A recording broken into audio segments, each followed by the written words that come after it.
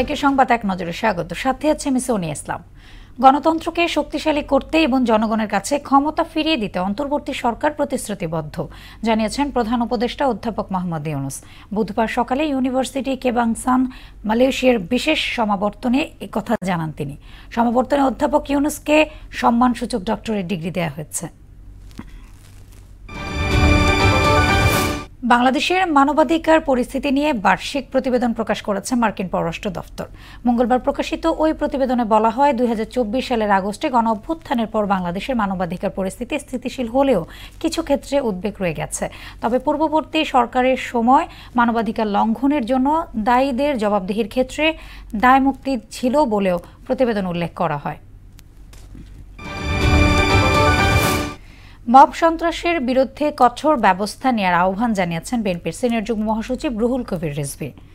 সকালে গুলশানে 15 আগস্ট বেগম খালেদা জিয়ার জন্মবার্ষিকী উপলক্ষে কর্মসূচি ঘোষণা করেন তিনি। রিজভী জানান, ওই দিন রাজধানী সহ সারা দেশে বিএনপির কার্যালয় ও মসজিদে খালেদা জিয়ার রোগ মুক্তি কামনায় দোয়া ও মিলাদ অনুষ্ঠিত হবে। পূর্বাঞ্চলে প্লট বরাদ্দে দুর্নীতির অভিযোগে পৃথক 3 মামলায় শেখ রেহানা, মেয়ে টিউলিপ, আজমিনা ও ছেলে রাদওয়ান মুজিব ববির বিরুদ্ধে প্রথম দিনে সাক্ষ্য গ্রহণ শেষ হয়েছে।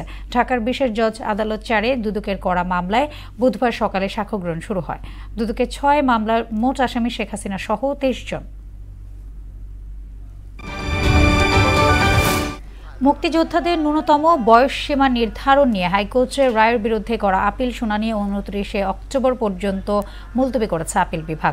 শুনানিতে অ্যাটর্নি জেনারেল বলেন, মুক্তিযোদ্ধাদের বয়স নির্ধারণ নিয়ে হাইকোর্টের দেয়া রায় রাজনৈতিক পক্ষপাতদুষ্ট। এমনকি রায় দেওয়ার ক্ষেত্রে হাইকোর্টের রাজনৈতিক অবস্থান ছিল বলেও মন্তব্য করেন তিনি। দক্ষিণ ইউরোপের বিভিন্ন দেশে তীব্র তাপপ্রবাহ ও দাবানলে অন্তত 3 জনের মৃত্যু হয়েছে। কয়েক হাজার মানুষ ঘরবাড়ি ছাড়তে বাধ্য হয়েছে।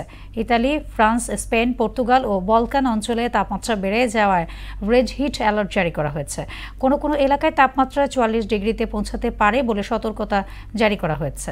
এই ছিল সংবাদ এক নজরে। সবশেষ খবর সবার আগে জানতে মোহনার সাথেই থাকুন। এতক্ষণ সঙ্গে থাকার জন্য ধন্যবাদ সবাইকে।